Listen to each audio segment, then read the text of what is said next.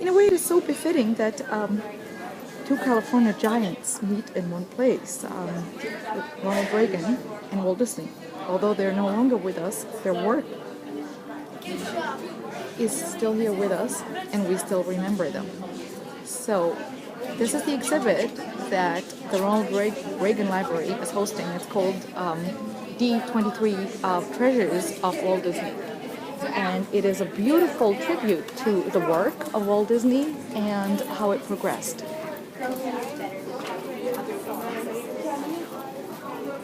Needless to say, kids truly enjoy it, and Jeffrey decided that he's going to photograph it. Actually brought in the original desk that Walt Disney used. And as you see, he was pretty organized. Just check out the desk and the divisions with the pencils and the, in those days, rubbers and pins. It is a fascinating glimpse into what life was for a giant creator and how, I guess, his mind worked somewhat. So it is a very, very fascinating look and insight into one of the giants. Okay, so this is Walt Disney's office as it appeared the last day he saw it. Everything was cataloged and photographed by the archives so they could reconstruct the office entirely the way it was then. There are pictures behind Walt Disney's desk of his two daughters, Sharon and Diane, and Norman Rockwell portraits. The Norman Rockwells are not the originals, but that's the only thing in the entire exhibit that's not original. I think the family probably has the originals. The furniture, which I love, is not dated in any way. This is the piano over to the right here, was the one that Richard Sherman, who wrote Mary Poppins with his brother, came in and played for Walt Disney on. And Walt Disney's favorite song of all was Feed the Birds from Mary Poppins, so he would come in and play it from time to time. But all the books and all the knickknacks that you see were in the office then. Let's see, what else? The office itself was originally located on the third floor of the animation building at the studio in Burbank.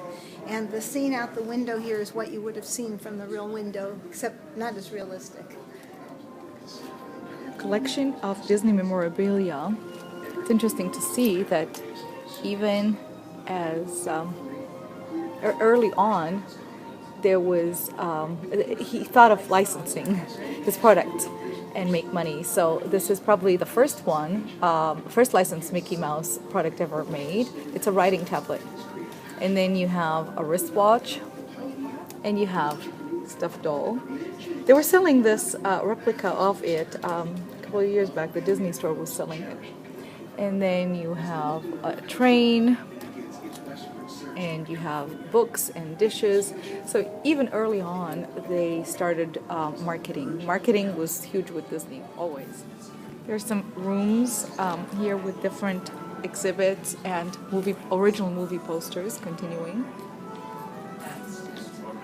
And a lot of original Disney memorabilia.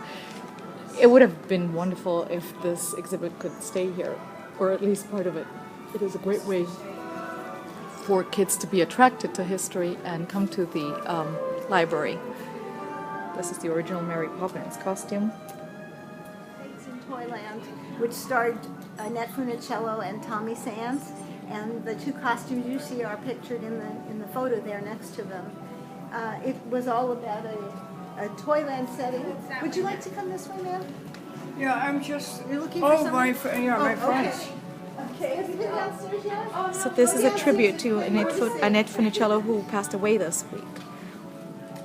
Okay, anyway, it was a fantasy type of film, a musical. If you go into the alcove here and photograph that, those special effects that were done in those days was before the use of computers, which makes them, in my mind, much more creative because they had to think of ways to do special effects. For Darby O'Gill and the Little People, which shows a bunch of leprechauns, the people were really full size, but they used forced perspective, so they placed them in such a way that the leprechauns looked little and the other people looked big. So that's what I would say about that. Around the corner there, did you see the great big Model A Ford or Model T Ford? Not yet. I will. Okay, that's from the absent-minded professor who created flubber, which made, your son will know, which made things bounce very high. Yes. And that was another one that used a lot of special effects. And the here it is. submarine here is from 20,000 Leagues Under the Sea. It's a miniature. They used miniatures in films forever to look full. This is 101 Dalmatians. Glenn Close's ambiance with the chairs. Check out the chairs. And the costume and the furs. Just pretty incredible to look at. She was great in that role, I remember. And this is more of her costumes with the furs all way out. And her flame bold gown. She does look like she's going to burst into flames pretty soon here. So this is the Cossack dress with the newspapers and everything. 101 Dalmatians, the movie. Even to somebody who's not a Disney fan, this exhibit provides so much, and it is so much fun to just see it. The costumes, the original costumes from the movies. We saw the Dalmatians earlier, Glenn Close's costumes that were totally over the top. And now we're talking about Prince Charming, Cinderella, Snow White. Over here, the fairy godmother that the late Whitney Houston wore for her movie. And this bridal gown, magnificent bridal gown, which is from Giselle. Or the Giselle bridal gown from Enchanted. That was worn by Amy Adams. I doubt she could walk far in this, but it is an amazing costume. And another amazing costume is right here, Queen Nerissa. Susan Sarandon's costume. The exhibit continues with Tim Burton's Wonderland costumes.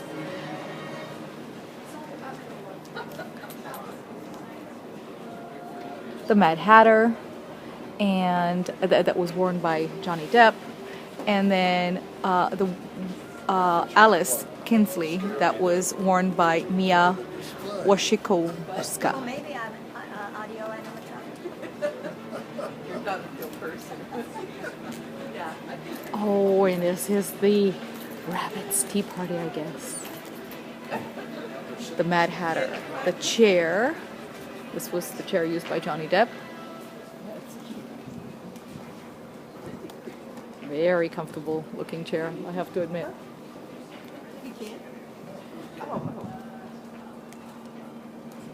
This is Cora's costume, worn by Olivia Wilde. The motorcycle. This is Kevin Flynn's costume by Jeff Bridges with the Safe House furniture. Oh, look at the plastic furniture. Very futuristic looking. And then turning to the glowing motorcycle. You got to check this one out. You can't miss this one. And then to your right, I guess more costumes.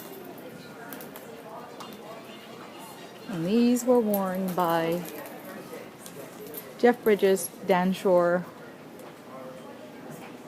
Bruce Box-Leitner, and Cindy Morgan. The original Tron 1982 costumes.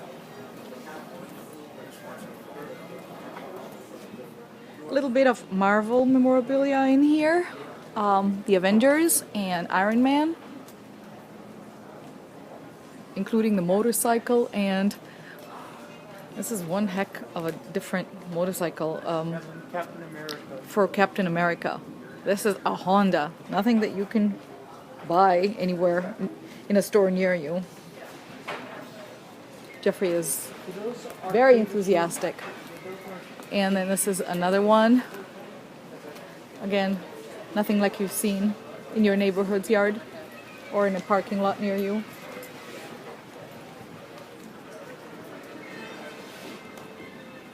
And then this car, which again is a beautiful vehicle. And he starts racing car from Iron Man 2. Yes, this is the racing car, like Jeffrey is All right, saying. these are Haunted Mansion figures that you'll see at various points in the Haunted Mansion. The three gentlemen on the left are the ones that try to climb into your vehicle as you're leaving the ride. They don't look like ghosts here. You see them for the only time ever as three-dimensional figures. Normally The you'll see entire them section is dedicated to Pirates of the Caribbean. The chest. Number 2 and 3. This is the chest from number 2 and 3. And what are we looking at here? The That's different his costumes. wardrobe. The Johnny Jack Depp. Sparrow's wardrobe. Jack Sparrows. Jeffrey's a huge Disney fan, and he can tell you all the details.